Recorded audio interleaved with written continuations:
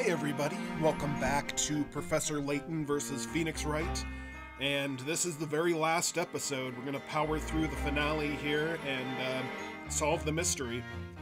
So we'll have a little recap here, and I mentioned in another video there is like some epilogue cases, like extra cases and extra puzzles, which if you're liking this, I can go back and do that, but I think next week we're going to move on to another game that's a lot shorter and maybe a little more rhythm-based. So before we move on to our spooky season game, I'm thinking I might do Paranormacite, since this is kind of our visual novel day, so, but we'll see.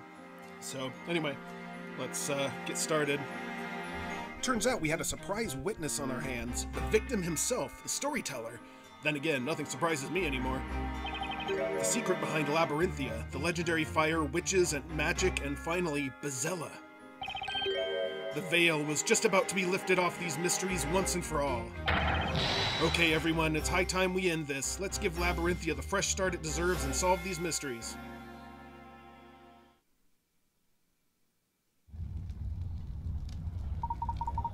Mr. Cantabella, I would like to apologize for putting too much pressure on your daughter. Only your words can bring her back from the brink of madness. Let her hear the truth from her own father. Well, according to your plan, Layton, you've driven Isabella into a corner in order to push me to the wall.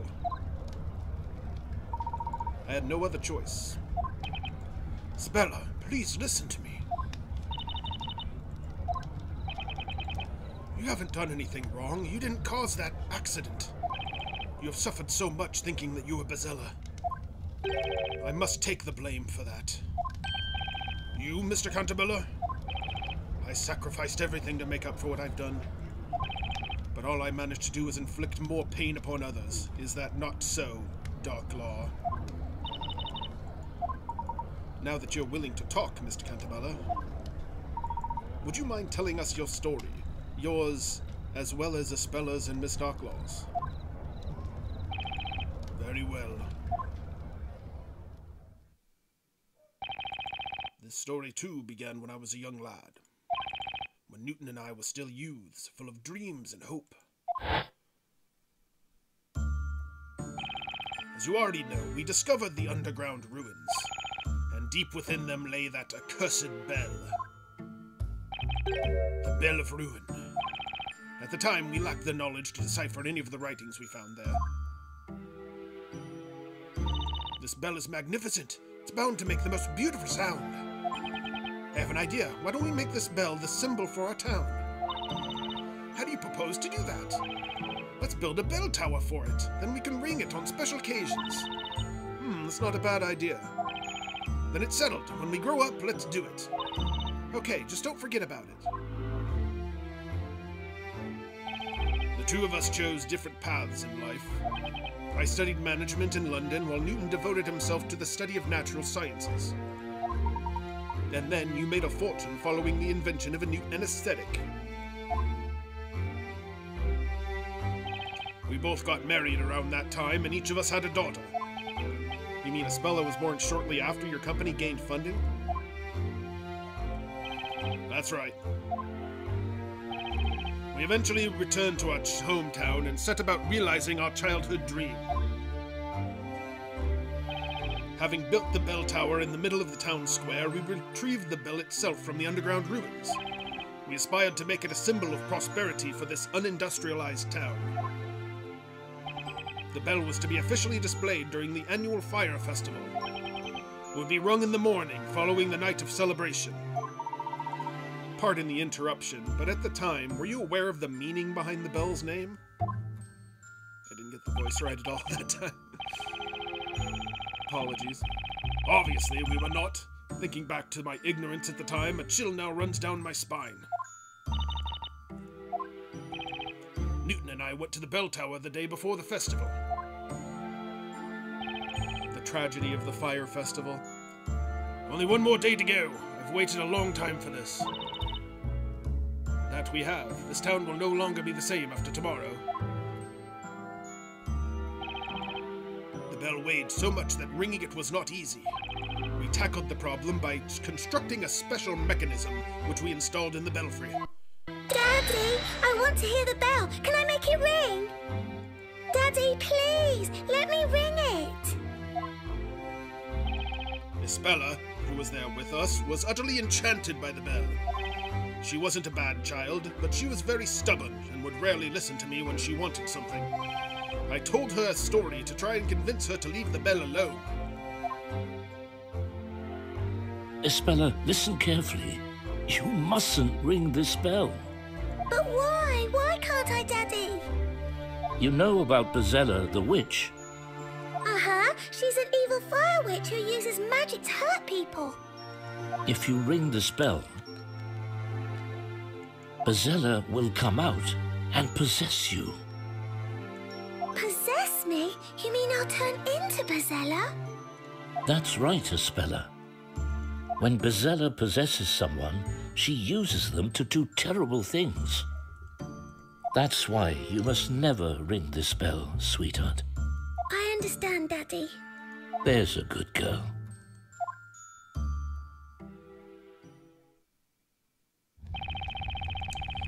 The legend of Bezella has been passed down these parts for centuries.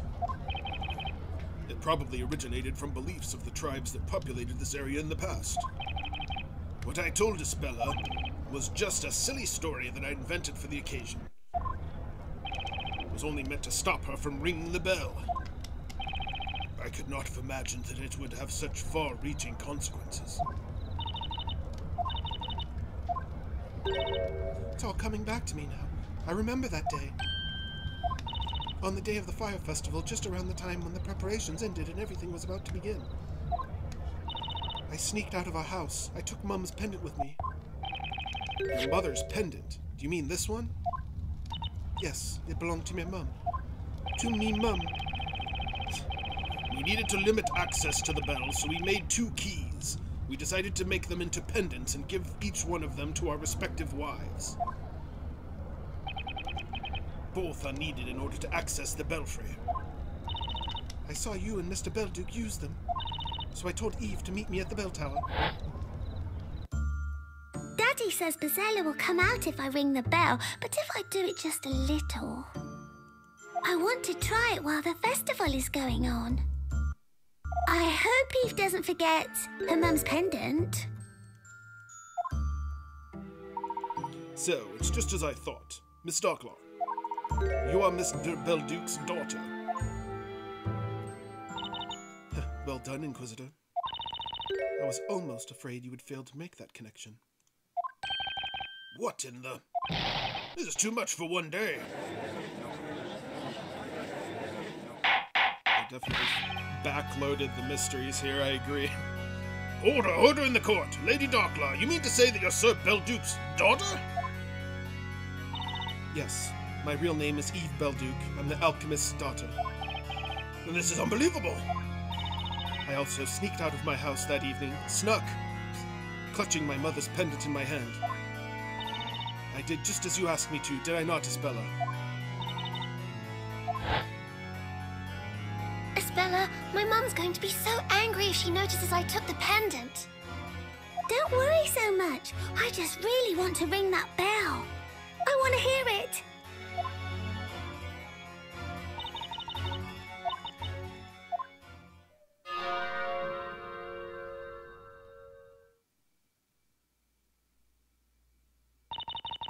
I rang the bell against my father's warning, and so Bezella possessed me. Because of me, the town, and everyone in it. They're all gone. No, it's not your fault. Stop blaming yourself. We literally just went over this. Supposedly, the former inhabitants of this area also used to fall unconscious upon the sound of the bell. Perhaps they experienced a similar nightmare. It was I who brought the Bell of Ruin into this town. The one to blame for this calamity is not some witch, it's me! I brought destruction upon this town. I am Bezella.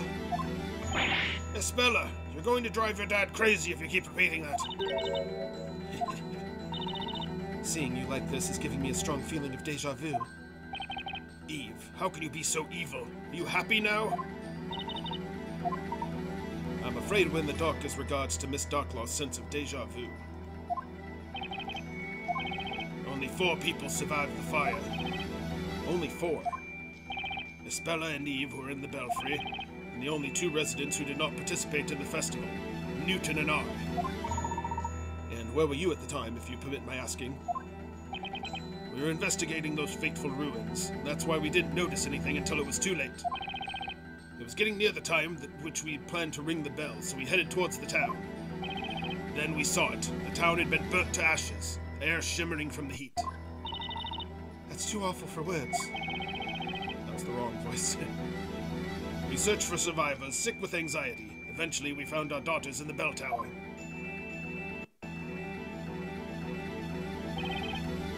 Bella was unresponsive, like a doll. Eve was crying at her side. Our relief at having found them vied with the terror caused by the disaster. The worst night of my life ended, pierced with the first rays of sunshine.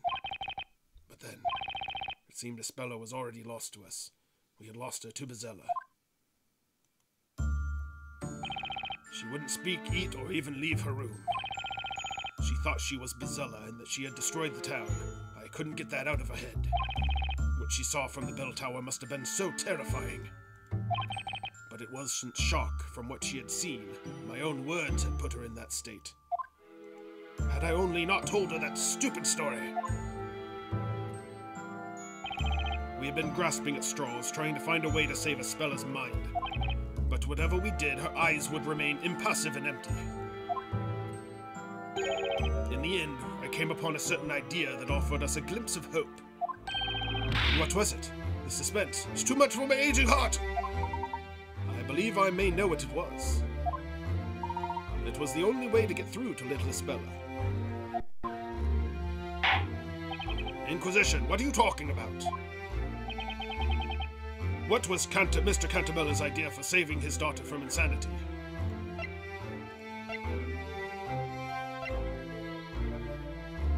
Have a look. We discovered this in Bella's room. And that is? It's a handmade picture book. The illustrations and handwritings are truly exquisite. That's the first story I wrote. I made it for Bella after the dreadful fire. Oh, the storyteller's first story. It was but a simple children's story. The plot was very straightforward. The townsfolk joined forces to banish evil witches who served Bezella. Bella, do you understand now? You aren't Bezella. Bezella is somewhere out there, sending out other witches to do bad things to the people of our town.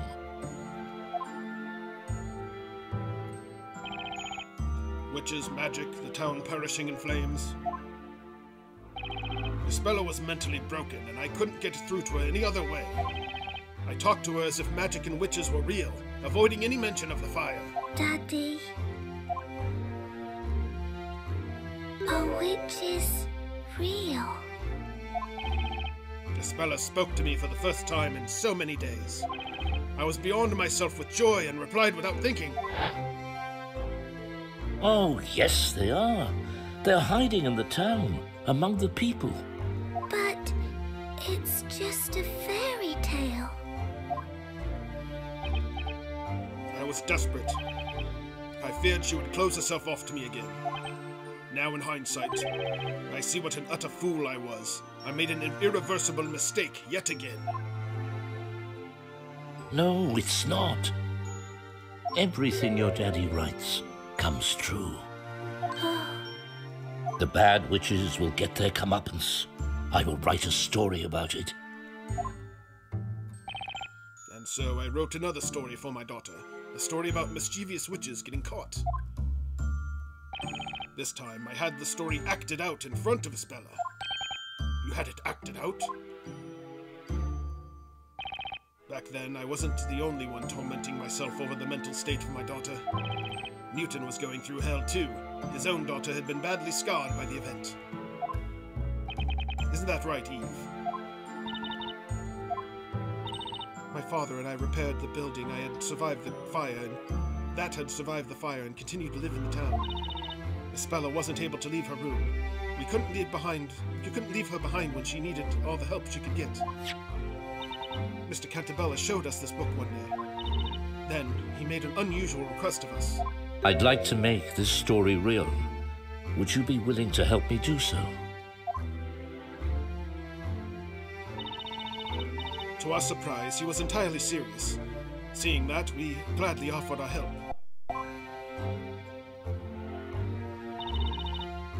A story about evil-doing witches getting caught and punished, and Bezella, the source of them all. Were you paying attention, Aspella? Witches got what they deserved, and peace has been restored to the town.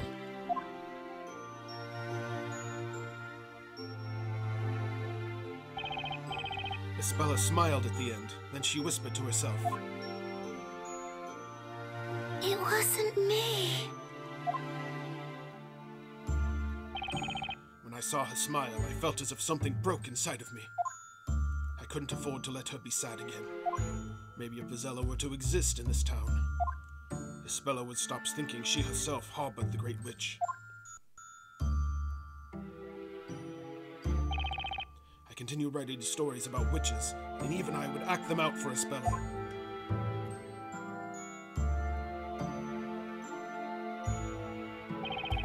And gradually the number of characters in my stories increased. That was, of course, largely due to the ongoing reconstruction of the town. How much reconstruction? It wasn't anything on a big scale. I simply paid people to move in and act out their roles. But I began to think that I would need more than that. The story had to be real. To make a lie seem true, you resorted to even more lies. Yes, I was certain that was the only way. How did I do so? I remembered about Newton's research. He was working on a certain medicine. It was a kind of tranquilizer made from local plants he was testing at the time. But it was difficult to put into practical use. The substance had a danger of causing unconsciousness and hypnosis. I can see how that could be abused to cause much harm, supposing it fell into the wrong hands. But at the same time, it was just what I needed for my ambitious project. I contacted the government, and that was the beginning of what came to be known as Project Labyrinthia. A town with humans test subjects, all in a state of long-term hypnosis. You devised that plan solely for the sake of your daughter. Yes, we acquired the land which had been laid to waste by the fire. The new town was slowly becoming populated. Gradually, the rules of Labyrinthia were established. It was to be a town where magic and witches were a reality to the residents. All of this was possible thanks to the drug. The test subjects were exposed to it through the ink used to pen the story. Is that right? That's right. It was a dangerous drug developed by Newton. About 10 years have passed since then. Even now, the town continues to change.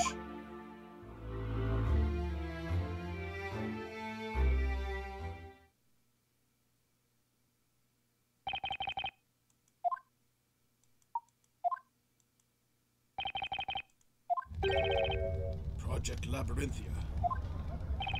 And all of this was done for one girl.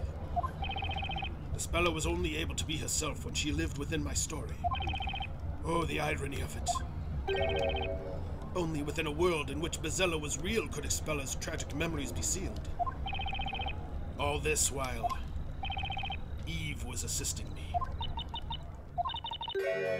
I was the first shade. As soon as the story began, I disappeared from the scene. If Isabella was to see some magic, then someone had to don this robe. That's the robe of invisibility. I gave Isabella new memories so that she could live in this town with everyone else. I also sealed the memory of her friend, Eve. What? My existence was too strongly connected to her memory of the fire. Afterwards, I returned as Doc Law, a stranger to Isabella. But even if you were doing this for Isabella's sake, that's just going too far. I made that choice. I do not regret the past 10 years. Meanwhile, my father was supporting Labyrinthia from behind the scenes in his own way. Do you mean his contributions as an alchemist? My father's knowledge of medicine was indispensable for this town to function. The hallucinogenic ink was my father's work as well. So it was.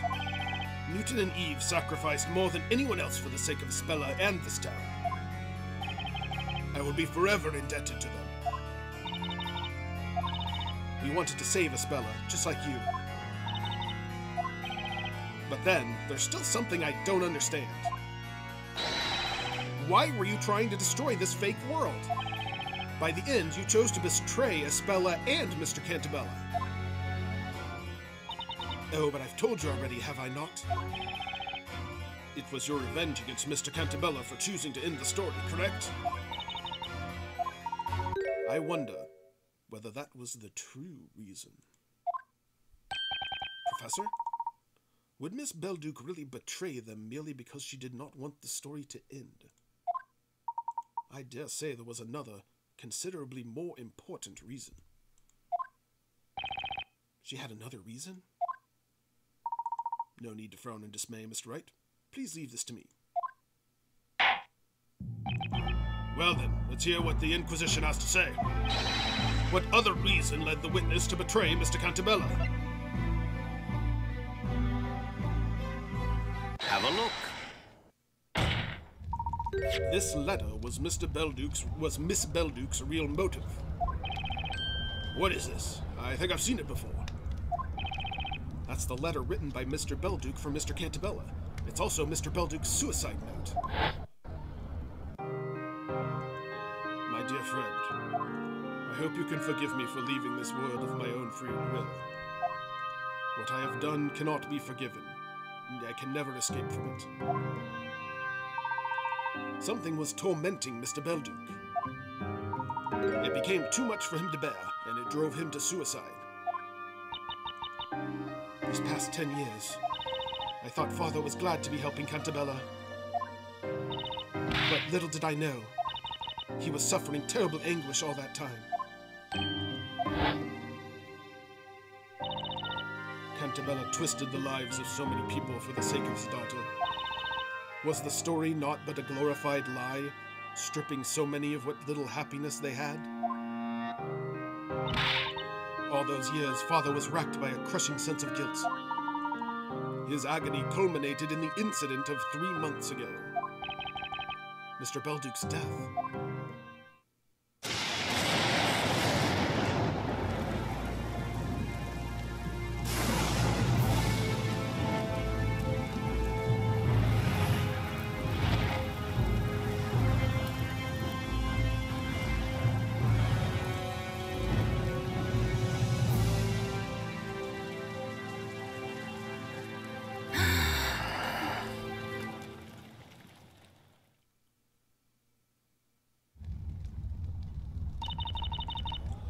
Before Labyrinthia was created, certain things had to be concealed in order to seal Spella's memories. Had she seen them, she would have remembered they were simply too dangerous to her. One of them was me. Spella's friend Eve had to be reborn as Shade and disappear into the forest. The next thing was the bell tower. I see. Had she seen it, it would have been certain to stir up those traumatic memories. Memories of the legendary fire. The only way to prevent that was to erase the bell tower from Labyrinthia.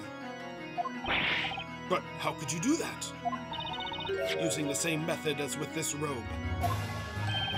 The robe of invisibility. In short, we covered up the tower with a huge robe.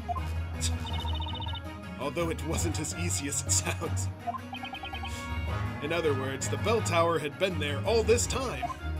I'm picturing people walking down the street and just running into it. Oh, crap! Why can't I walk down this part of the street? Only the townspeople couldn't see it, is that correct? Indeed. I don't know what to say. At any rate, the situation changed due to that lightning strike 3 months ago, did it not? It was a most unfortunate accident. The lightning set the bell tower's cover on fire. That cover was quickly consumed by flames, revealing the abominable bell tower. The beginning of all this, the Bell of Ruin, appeared before us. 'Twas a mockery of our efforts. That tower emerging from the flames must have seemed like a sign of divine anger to Mr. Belduke. A sign that no matter how you attempt to conceal your sins, the truth will eventually float up to the surface. Having realized this, Father chose death. He was such a kind-hearted man. I didn't have an inkling of what he'd been going through. To him, the participation of Labyrinthia's people within this project was not voluntary. Even though they had himself signed the contract, he believed he felt those people when being deceived. Father took his life because of you, Cantabella.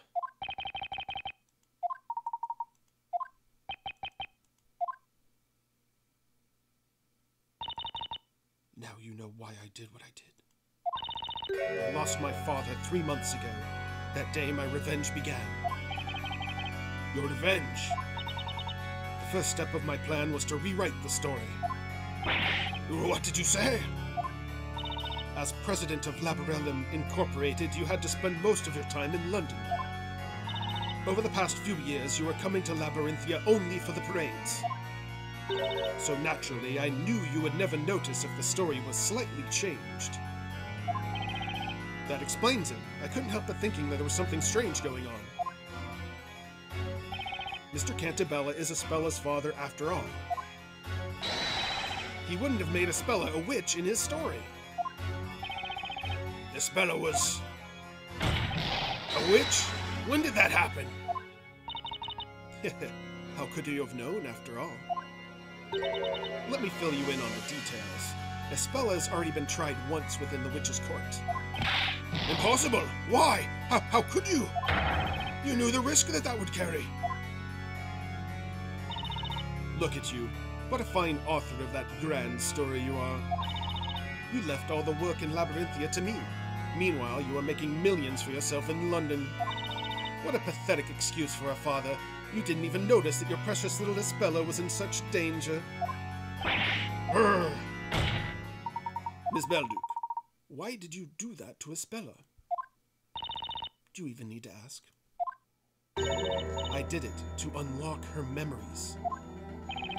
You mean, when the legendary fire took place, Espella was so traumatized that she closed herself off to the world.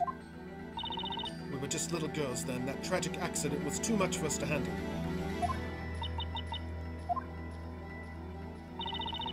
This fictitious town was created as a facade to keep the truth away from Espella. But the weight of all these lies led to my father to his suicide. Despite that, the person responsible for all this carried on as if nothing had happened. I couldn't forgive him. As Belduke's bereaved daughter, I had to have my revenge against both Cantabellas. Judge, this is the whole truth. Now you know the true identity of Bezella. Objection!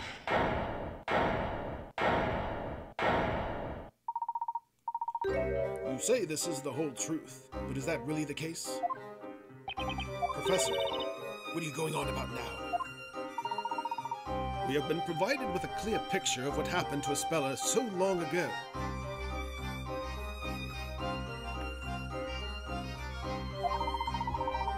Nevertheless, we haven't yet heard your testimony. Don't be ridiculous. This will be the last testimony in this trial. Tell us about the night of the legendary fire. I request that you tell us your story. Who do you think you are, Inquisitor? I am merely one of the supporting characters within this tale. However, I am very much interested in the truth. This has been a very long trial, of which this shall be the last interrogation. The court demands that a single other witness of the legendary fire provide us with her testimony. Very well. There's only one truth. Nothing can change that.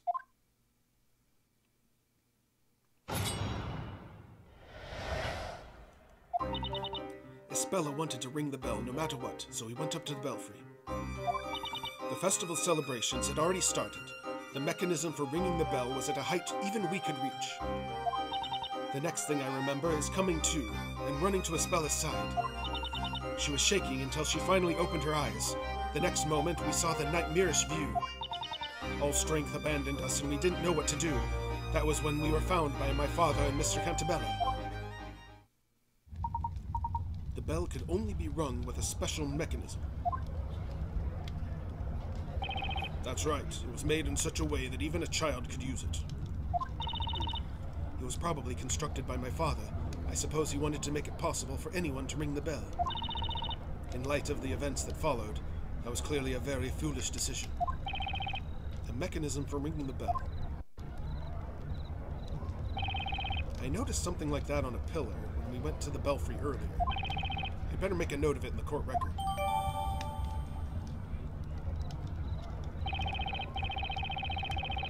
Oh dear, fate can certainly be cruel. I have to agree.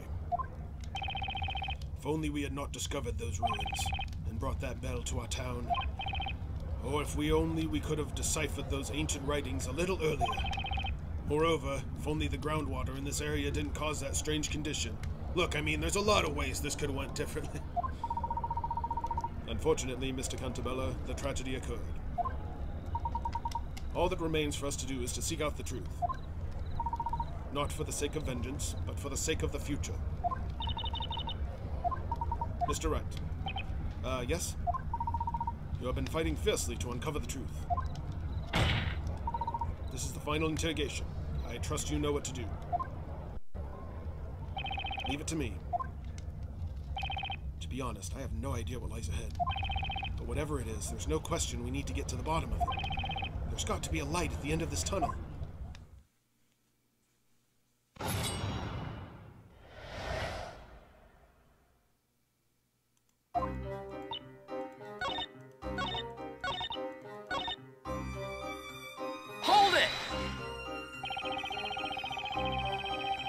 You didn't leave the belfry until their arrival?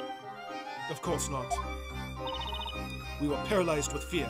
It was an event so traumatizing it still haunts us. Espella fainted again when she saw the fire dragon. I was crying and wailing until our fathers found us. We went to the bell tower as it was a good vantage point. We weren't expecting to find our daughters there.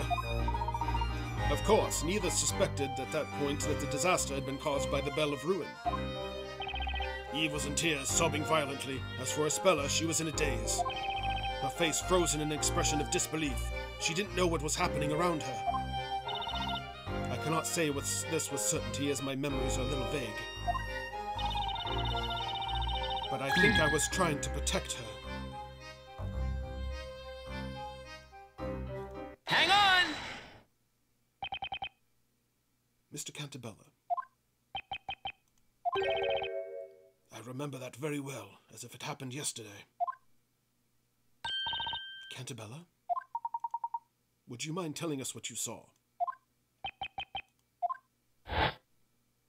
Eve! Espella! Are you all right? Daddy! Daddy! Eve! What on earth happened here? It was Bezella! Bezella the witch! But Bezella? What are you talking about? Bezella comes out whenever someone rings the bell, right? What have you done? You didn't... Oh, please, Mr. Cantabella, don't be angry at Espella.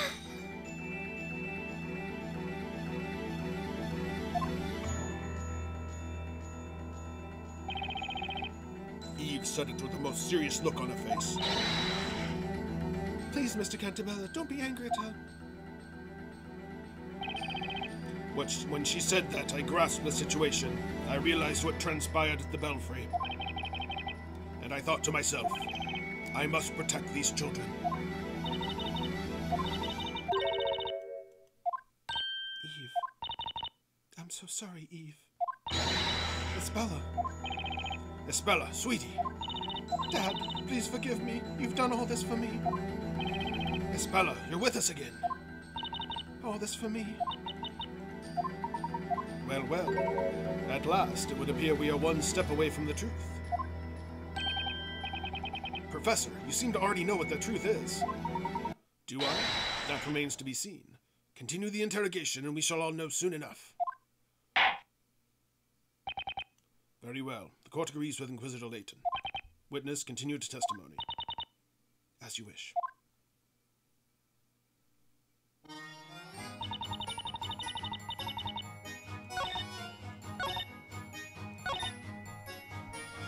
Hold it! So, it was you who woke Espella up, witness? Yes, it was me. She was out cold, curled up on the floor until I shook her awake. As soon as she came to, she turned to look at the town, to that nightmarish view stretching out before us. Oh, crap. When you say nightmarish view, I can find no other words to describe it. We froze in terror at that sight. I screwed up. Took us a while to notice that smoke was creeping up to the bell tower, too. Our eyes filled up with tears and we couldn't stop crying, perhaps because of the smoke. The town seemed like a fire dragon's playground. I was trembling with terror, unlike anything I've known before. Dear me, merely imagining it now raises the hairs on my beard. Alright, let's do it right this time. Hold it!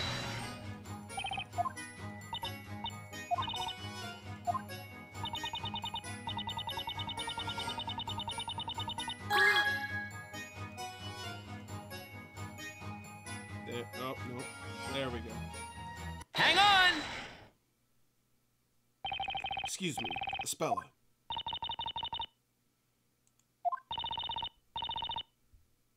Espella, are you okay? Yes, everything's fine. My apologies for bringing back such troubling memories. Nevertheless, you must endeavor to face them and overcome the power they hold over you. Yes, I remember it now. The fire dragon. I summoned it because I'm Bezella. No, Espella, it was just an illusion. No, you're wrong, Dad. It wasn't an illusion, it was a fact. If I hadn't rung the bell, none of this would have happened. Bezella is the bringer of disaster, and that's what I've done to our town. Hack! The accused run away! Quick, after her! She's running to the bell tower! Darn it, she's locked herself in! It's no use, we have to break down the door to get in. Oh, that girl, she's gone in... What? Stay away from me.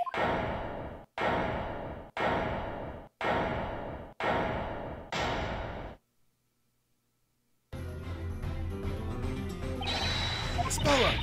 Espella, be careful, it's dangerous up there. Please, Espella, come down.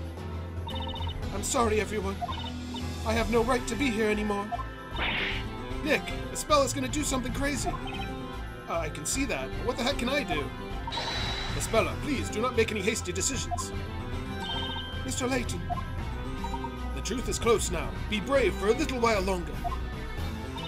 The truth, as if it wasn't clear already.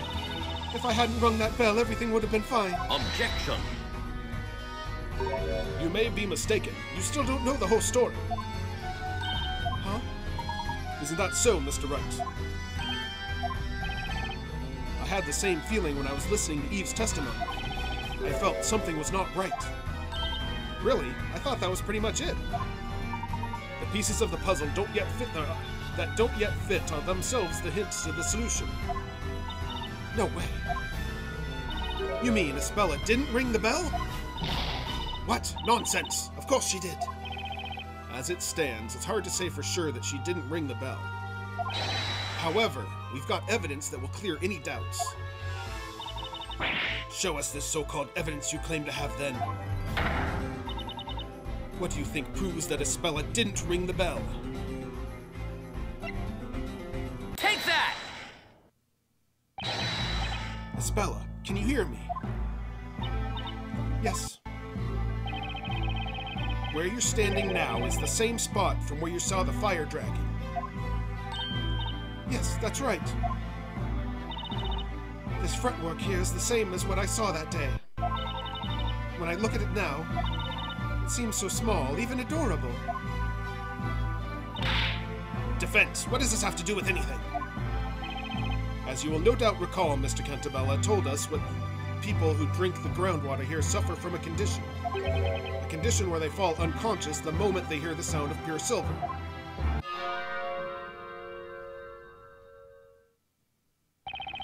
After the bell sounded, you recovered consciousness sooner than Espella.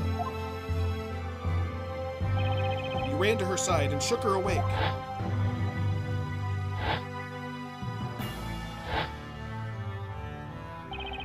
As soon as she opened her eyes, she saw the fire dragon.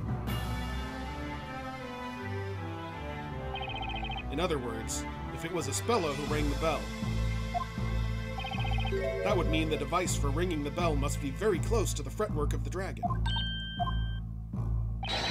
Espella, can you please check that for me? See if the contraption is located near the dragon fretwork. Okay, give me a minute. Mr. Wright! Espella, did you find it? I don't know if it's the right thing. There's something on the other side of the belfry, a contraption with a handle. What? On the other side? That's right. I figured there was something weird when we went up to the bell tower, but I couldn't quite put my finger on it. No way. You see where I'm going with this, don't you, Miss Belduke? If it was Espella who rang the bell, there's no way she could have seen the fire dragon when she woke up. No, this can't be right. An excellent deduction, Mr. Wright. Miss Darklaw. It seems that everything now is clear as day. What do you mean? Why, of course. I mean the answer to the question of who rang the bell. It was her, it had to be. What do you say, Mr. Wright? Looks like we've arrived at the same conclusion. We now know that only one person could have done it. Wait, what good will saying it out loud do? Is there a problem, Mr. Cantabella? It wasn't your daughter who rang the bell. Should that not lift your burden off of your shoulders? Are you not curious to know the name of the true culprit who has pinned the blame on your daughter all this while? Ugh. How about you stop taunting us? Just say the name already. I mean, it's obvious. Who is this true culprit? Let's do it, Professor. Are you ready? I am always ready, Mr. Wright. It is time to set things straight. The person who rang the bell is you. Have a look.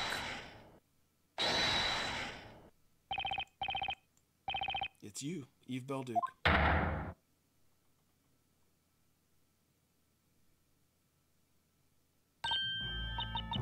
Me? But there were only two of you in the belfry at the time. You know that better than anyone. And as it wasn't Espella who rang the bell, it had to be you. That's preposterous. It can't be true. But it was an extremely traumatizing event for both you and Espella. Your friend's memories were altered from the shock without her even realizing it.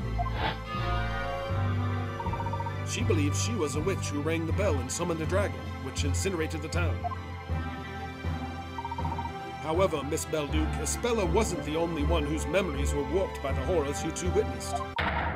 You were affected as well. No. It wasn't me. Espella, she rang the bell. It was her, not me. But why?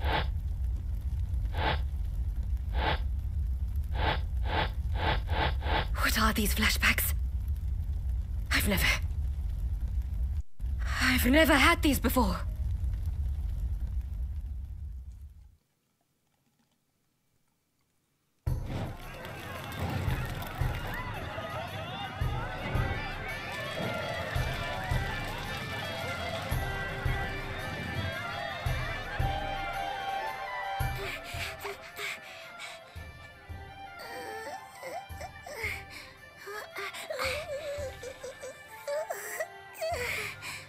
What's the matter? I don't want to do this now. We'll be taken over by Bezella. Bezella is just a fairy tale. And you're the one who said you wanted to come and ring the bell. I did, but I changed my mind. Hey? After coming all this way? Oh.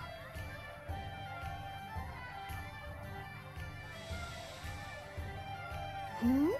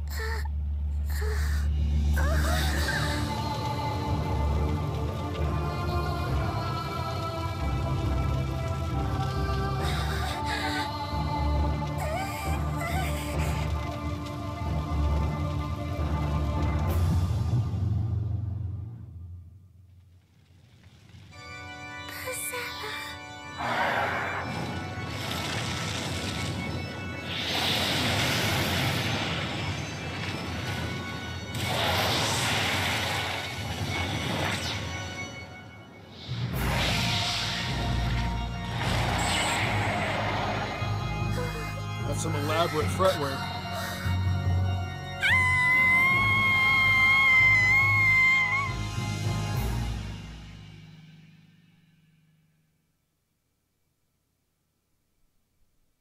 That nightmare was too much for two young girls to take in. Your young minds needed to protect themselves.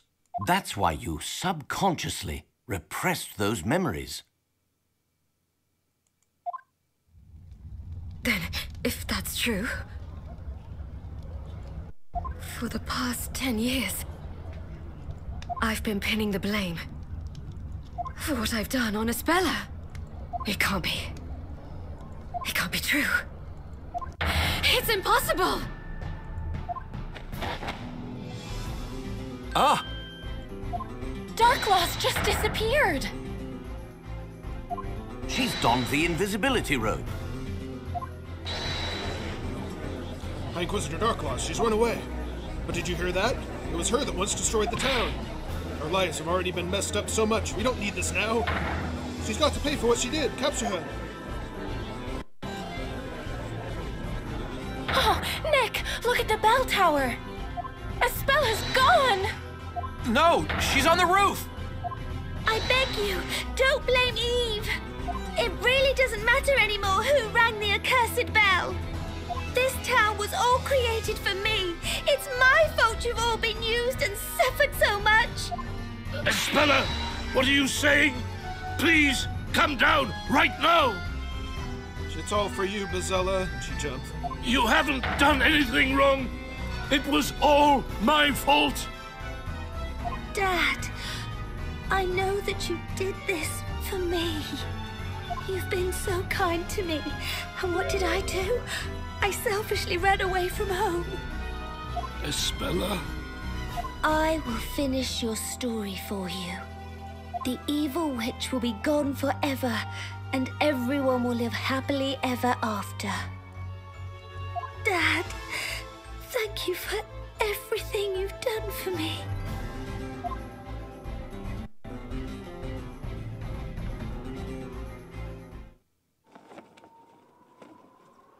Wait!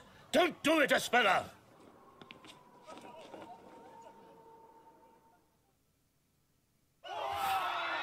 Ah!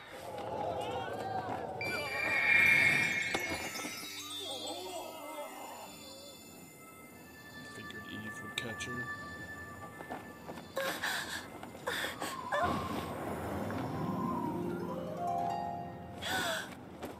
What are you...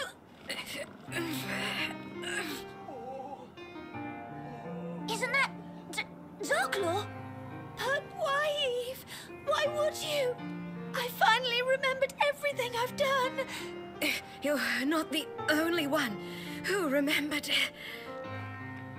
You still have the pendant. Yes, of course.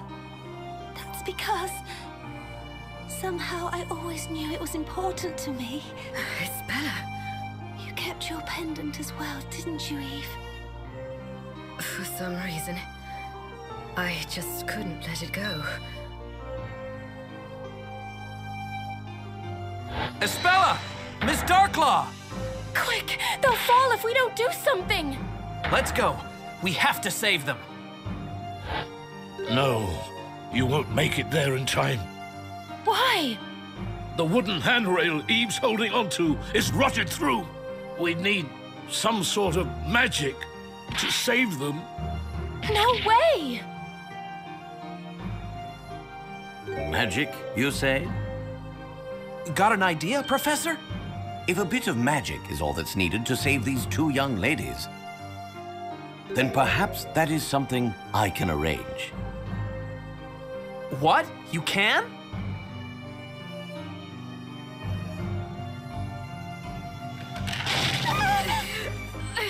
Oh!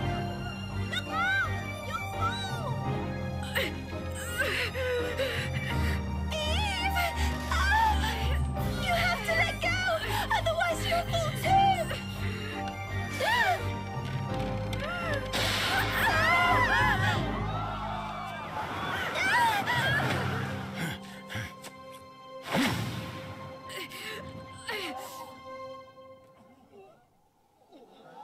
Professor? What's going on here? Anyone? Professor, you're a sorcerer! No, Miss Fey. We've already established that magic doesn't exist, even in this town. But then, how did you just do that? What you have just seen was the last and greatest illusion within Labyrinthia. Huh? An illusion? Magic is but an illusion, and this illusion has been produced through the power of suggestion and Labyrellum's medication. An illusion, Phoenix. Everyone in Labyrinthia has been under this particular magic spell. Now then, shall we break the spell? Magic is the last mystery to be solved. You've seen through all my tricks, Layton. I wouldn't have done it without that vital hint you gave me when we spoke in your tower. The final spell is concealed at the start. Okay, so what does that mean? As you know, all the spells are listed within this book. Right, the Grand Grimoire. Now, what did Mr. Cantabella mean by the start? The front cover? Precisely, Mr. Wright. The final spell shall dispel the illusion. The correct incantation is hidden on the front cover itself. Well then, Mr. Wright. This is the final puzzle. Soon, a new day will begin for the townspeople. Let us put an end to this illusion, once and for all. Yeah!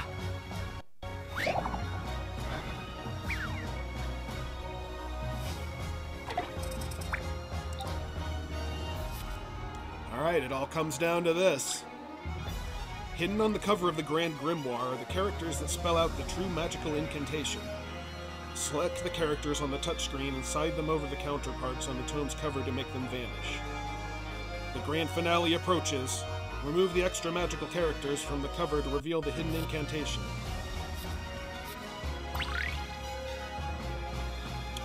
Let's figure this out.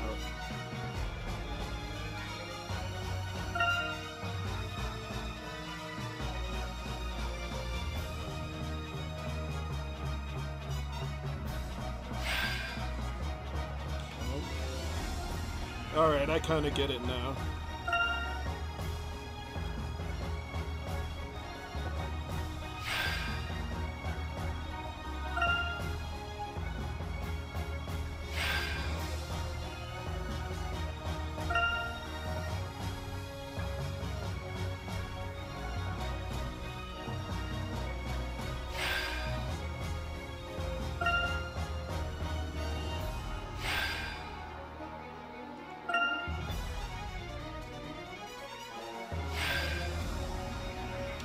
fairly easy for being the last puzzle, but whatever. I'm not gonna complain.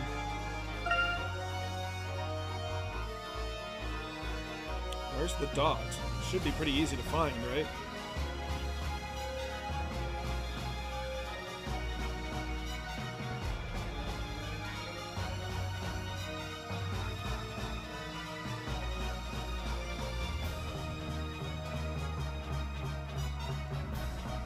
I'm not seeing the dot anywhere.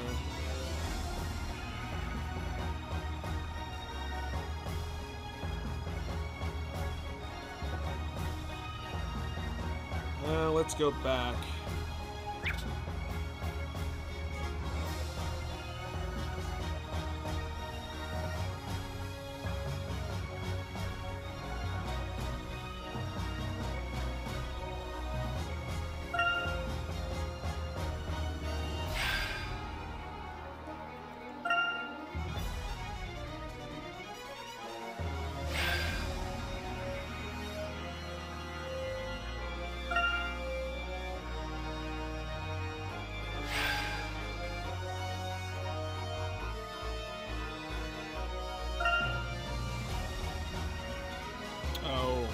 Okay, it's like faded out. That was weird. Okay, let's give it a shot. No objections. That was it.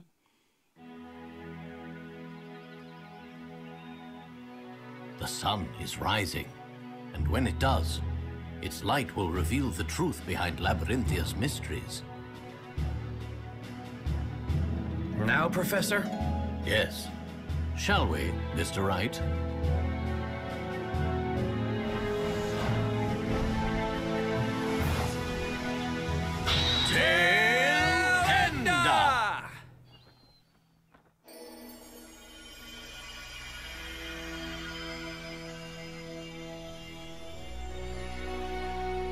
All the smoke and mirrors are being revealed.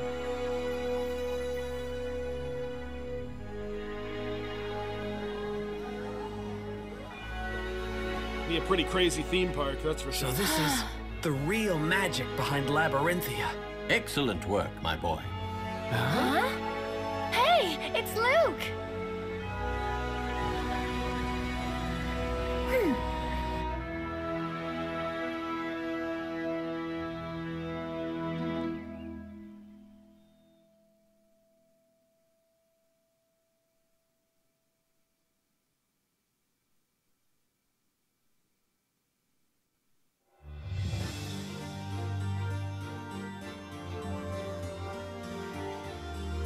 Hang on a second. The town's full of machinery? So much for magic. It was all done with these machines. That's right. With magic, witches can fly, buildings can disappear. Those are no easy feats to stage. To make all those incredible things real, we needed a great deal of machinery. Couldn't he have just, I don't know, made the magic a bit simpler? A witch would say the incantation, and shades would stop time with their silver bells. And they'd go wild with these machines, making all sorts of crazy stuff happen. That's so cool. I'd love to try it. I took a quick crash course before operating the machines. Not bad, hey? It's basically like forklift training. Yes, Luke. What would we do without you? So when's my turn? I want to pick something up off the ground and make it fly through the air. I wish you'd stop looking at me when you say that, Maya. Well, in any case, I think we should head back to the courthouse. Right you are, Professor. The judge might have fallen asleep waiting for us. Wait, there was a court case going on? The sun has risen above Labyrinthia and has shown us our town's true form. Well, I really don't think there's any need for a verdict anymore. The witch is on trial, weren't witches after all. I am deeply relieved that those I have sentenced are still alive and well. At last, I can step down from this seat with a clear conscience. And now, the final verdict in the last witches' court session ever to be held.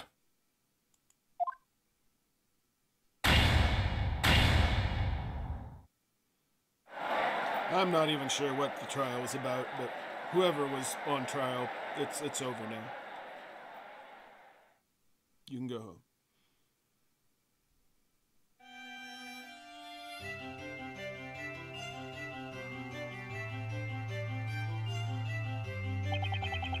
I'm very grateful for all the help, Professor. The feeling is mutual, Mr. Wright.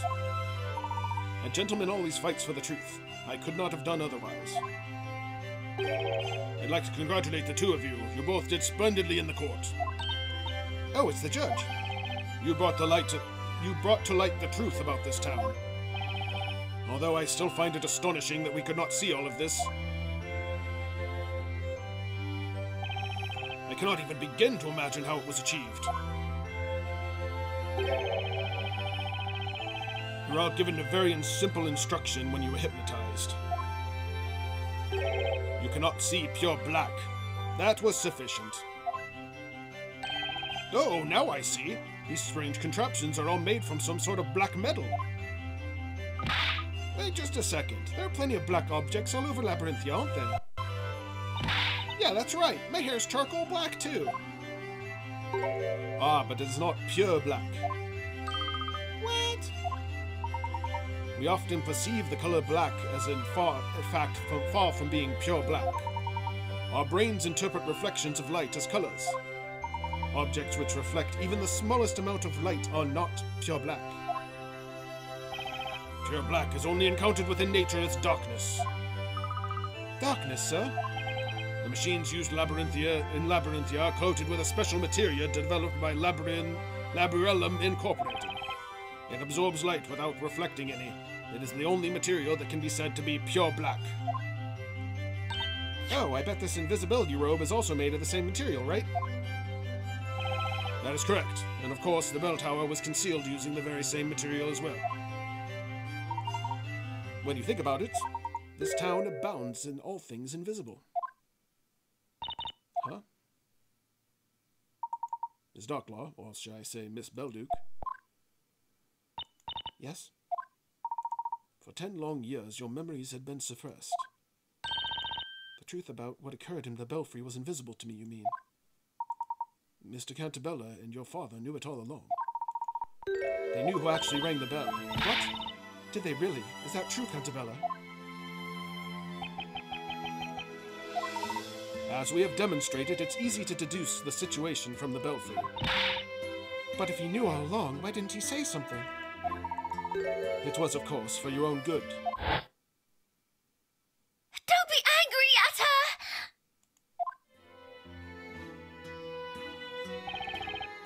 You were trying to pin the blame for that disaster on Espella. Yes, I was, but if you knew that, why did you keep quiet about it? If you had only scolded me back then for lying, maybe Espella wouldn't have suffered so much trauma. It was your eyes, Eve. What? Your eyes weren't those of a liar. You believed in what you said. You truly thought it was Espella. What you saw was too much for you to bear.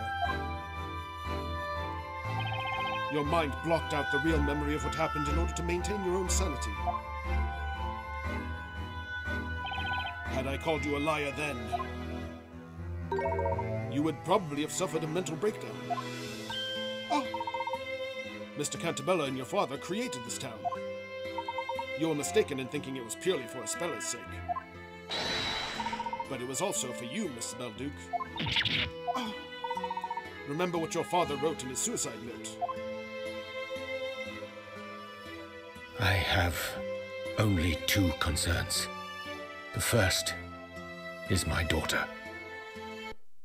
It pains me to be leaving her alone in this world, although she probably doesn't think of me as her father.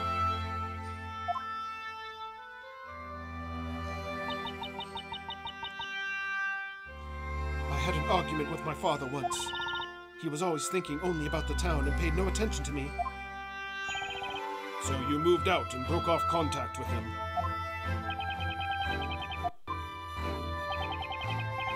Not a single day passed without him thinking about you. He helped to make the story I was weaving a reality for your sake.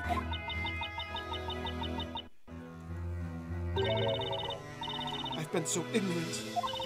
I was so convinced Father was driven to suicide by you. Your father couldn't bear the sense of guilt he had accumulated over the past 10 years. Even though he killed himself in the end, I believe you were always the most important person to him.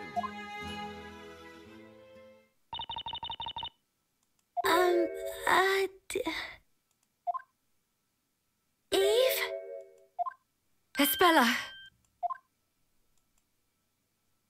Espella, what I did to you is unforgivable.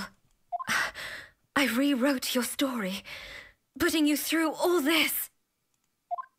I can't believe I went to such an extreme because of one wrong assumption. No, it's okay, Eve. I wasn't angry. You weren't? You've always been on my side, protecting me. And even today, you saved my life. Espella. I also owe you an apology. After all, I forgot about my dearest friend. I'm so sorry, Eve. Ah, there you are, Eve. Where were you, Your cat's called Eve. You know what I've just noticed? You two are very much alike. You and Eve the cat. What? It's all in your head. You're wearing those little things that look like cat ears. It looks like Eve has taken a liking to the other Eve. You've got that right, and the similarity is really striking.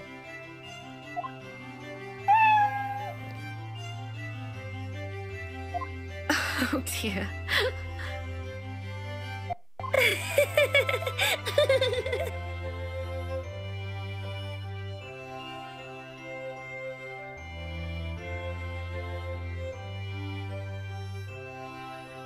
My accidental guests, Professor Layton and Mr. Wright. Yes? I must say, I am indebted to you. Don't mention it. You know, when I started planning my revenge 3 months ago, Mr. Layton was a part of my plans. I needed to lure him to Labyrinthia. Why me? You were famous in London, and word of your skills reached me even here. What's more, you specialize in mysteries. So I thought that if you came to this town, you'd feel compelled to solve ours. Well, I am honored. That's cool. And what about me? Ah, well, about you. How should I put it? Your arrival here was purely accidental. You mean it wasn't planned? As you know, Espella escaped and got involved in that incident on the freighter. As a consequence, I had no choice but to bring you here. I see. I shouldn't have asked. My fragile pride has suffered yet another blow. Nick, you can't escape your fate. You're doomed to always find trouble if it doesn't find you first. How about some words of sympathy for a change?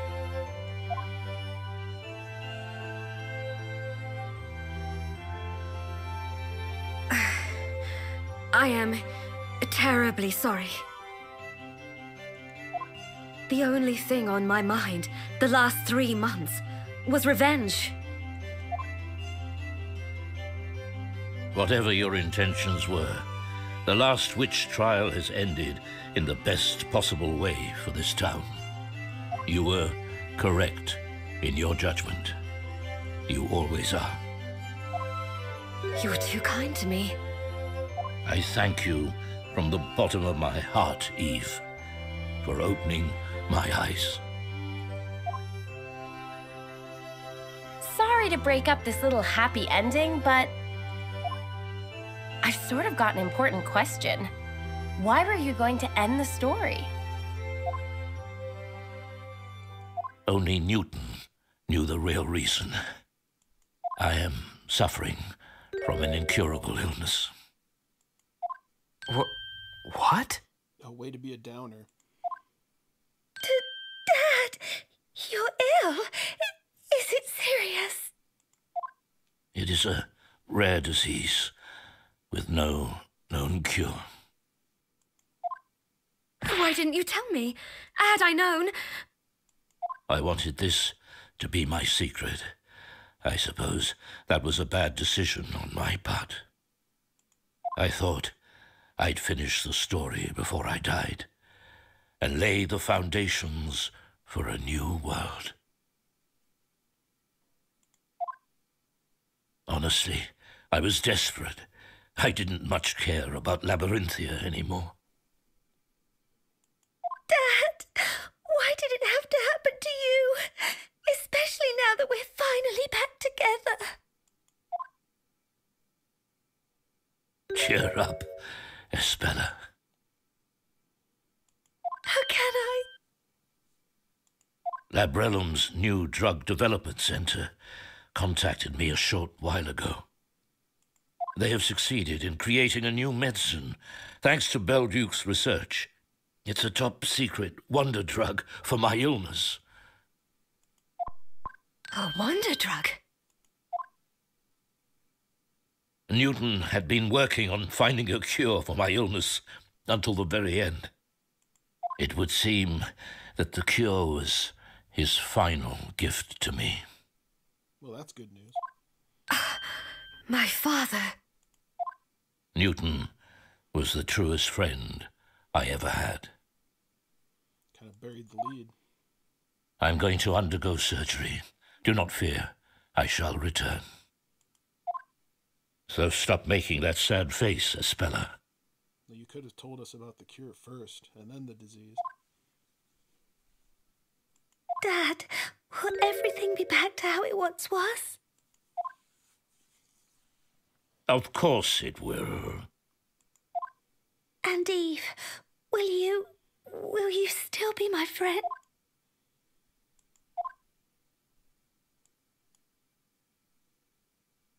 Of course. Thank you.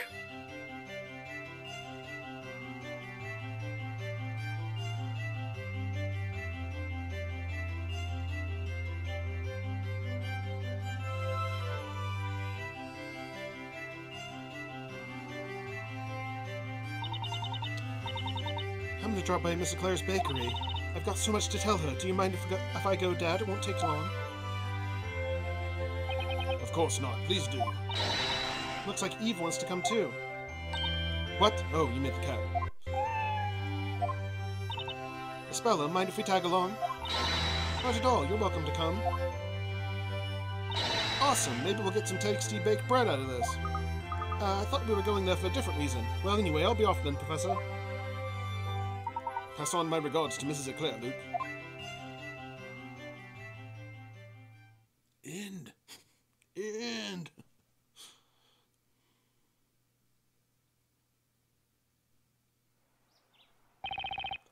So, what's going to happen to the town? I've released everyone from hypnosis. They will soon recover the memories of their lives before Labyrinthia. As of today, Project Labyrinthia is over. Ah, I see. They are free to leave if they so wish. I imagine they'll make a run for it. This place will turn into uninhabited ruins, just like it was 10 years ago. I have some doubts about that. Your Honor!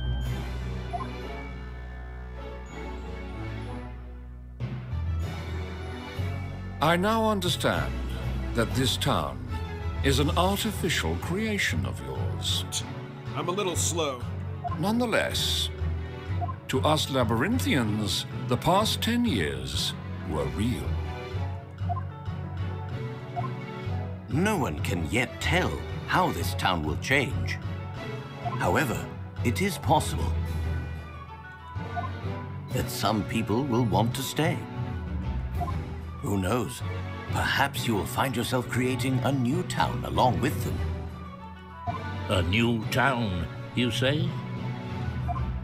I am no longer the judge, but, if possible, I would like to remain here. You have my gratitude, Your Honor. You need not address me as Your Honor anymore, Sir Storyteller.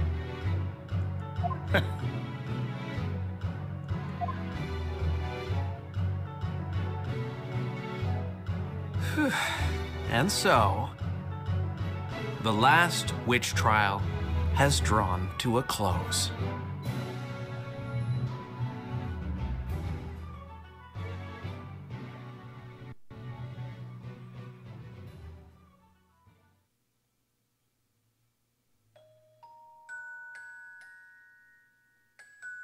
What did Mr. Wright, Mr. Layton, and my father talk about? It's adult stuff. You don't need to know. That I do not know. See? But Dad made a promise to me. Once everyone recovers their memories and he is cured of his illness, he will return to write a new story with everyone's help.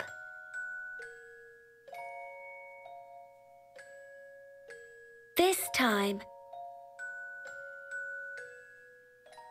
the story will be real without any lies or illusions.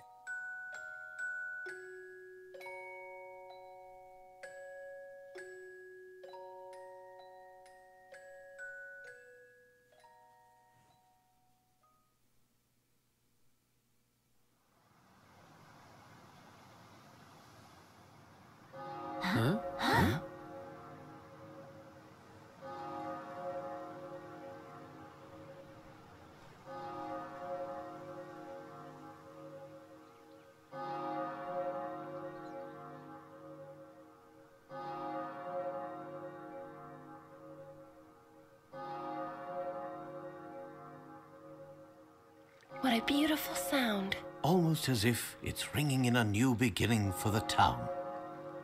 Thank you, Eve.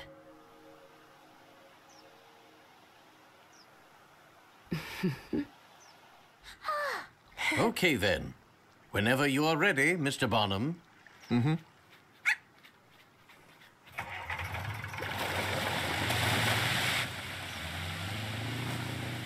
you! Thank you all so much for everything! Espella, you take care now. You too, Mr. Cantabella. Bye! Be sure to visit us again! You can bet on it! I wish all of you the very best.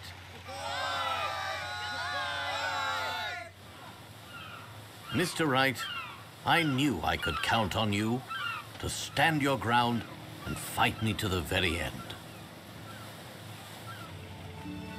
Me too. I always believed in you, Professor. And I know it's why we managed to get to the mysterious truth behind this town. When we get back to England, we'll drop by and see you, Luke. Great! I'll show you around London.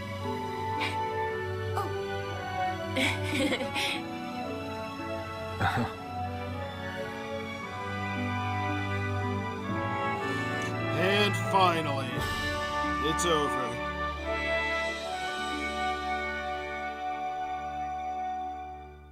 We can close the book on that.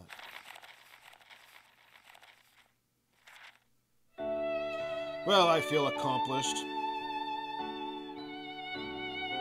That was probably the longest series that I've done so far. I don't know if it's officially, but it certainly felt like the longest. The longest that didn't have full voice acting, at least. I'm not even sure who those characters are.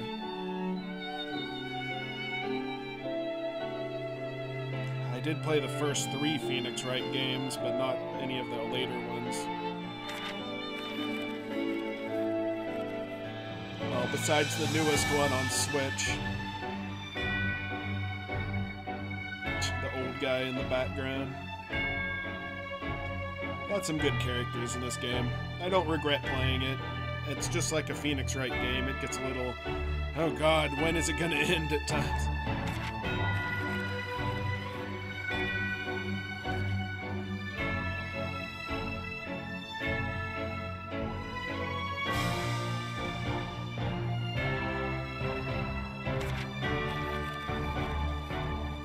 Yeah, that was the big meet-up between Professor Wright and Phoenix Wright and Professor Layton.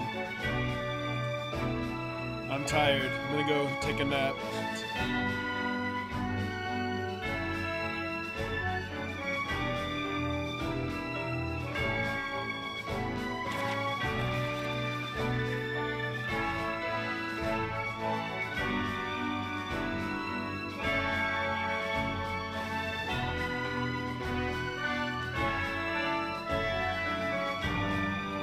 So yeah, all in all, I'm glad I played it, and if you stuck by this far, I'm glad you watched it.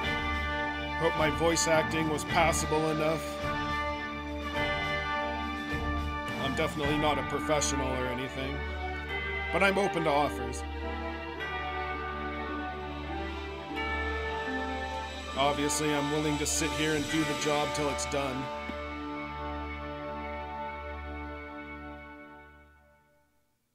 Thanks for watching, and... oh no. Oh no.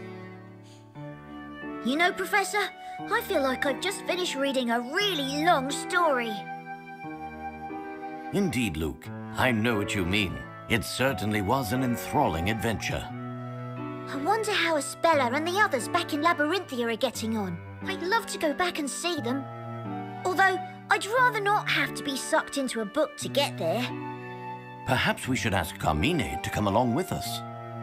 Great! It's a real relief he recovered from all of his injuries. But he was a bit put out when he found out you'd already solved all the town's secrets, Professor. Well, we mustn't forget that we didn't solve them all by ourselves. We couldn't have done it without the help of our friends across the Atlantic. I wonder what they're doing right now. Battling away in a courtroom somewhere? I'd wager they may well be, Luke. At any rate, we must make our own preparations.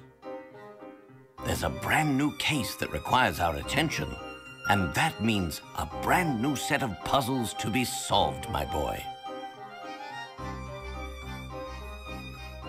There's always a puzzle to solve.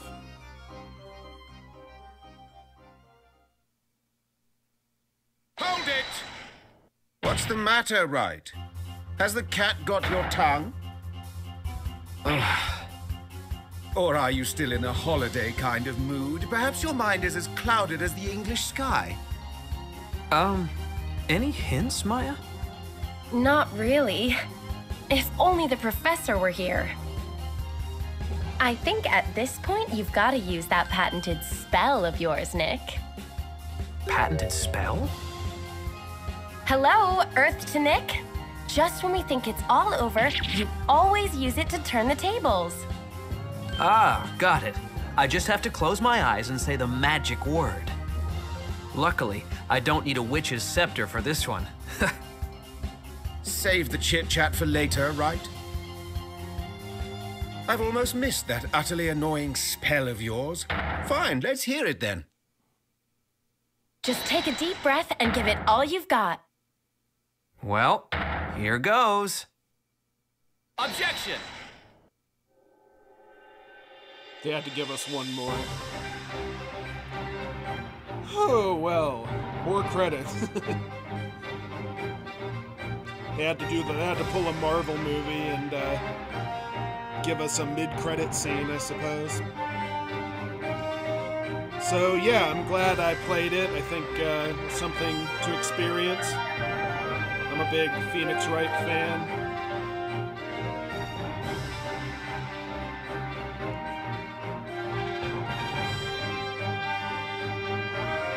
So yeah, this came out in 2012, about 10 years ago.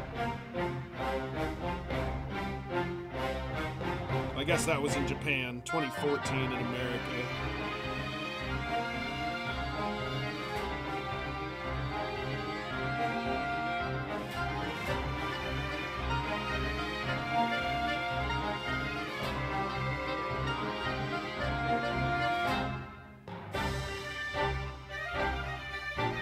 And yeah, I did play the newest Ace Attorney game. Technically, it's not a Phoenix Wright game, because you play as his ancestor.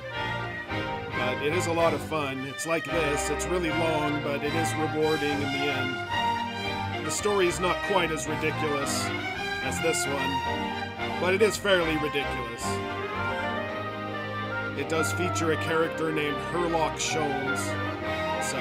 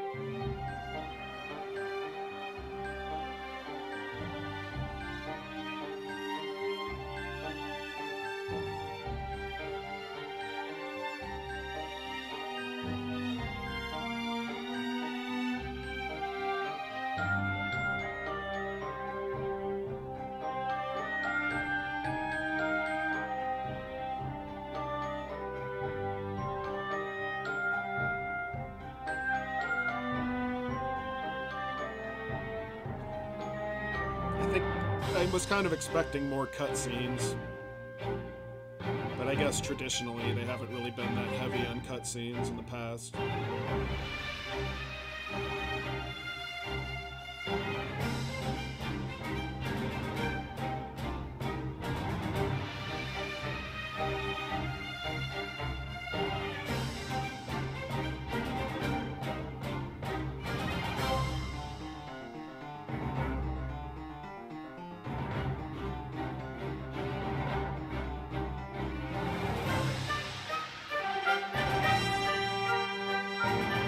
Of course, the music's always good in these games.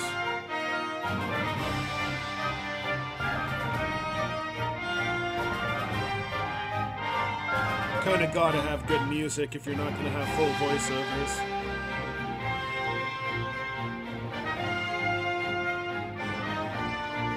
But yeah, they are remaking the other Phoenix Wright games. They're coming out early next year, so that'll be cool.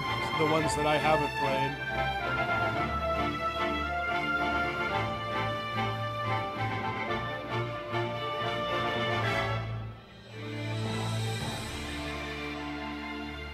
Maybe they're considered Apollo Justice games. I know that the characters kind of switched around. Yeah, they're very unique games, and I like the storytelling and the characters.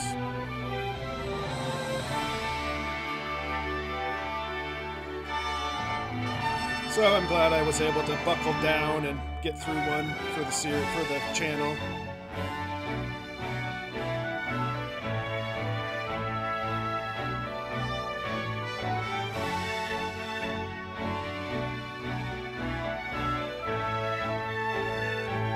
Professor Layton has his own orchestra.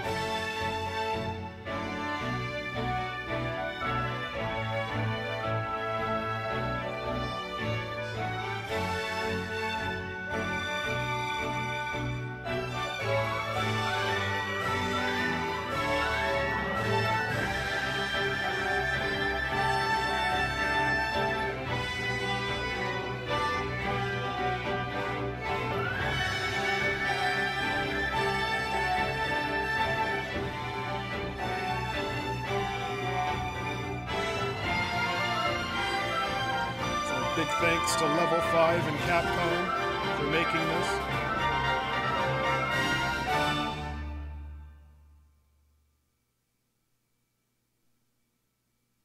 And yeah, hope we'll see you next time.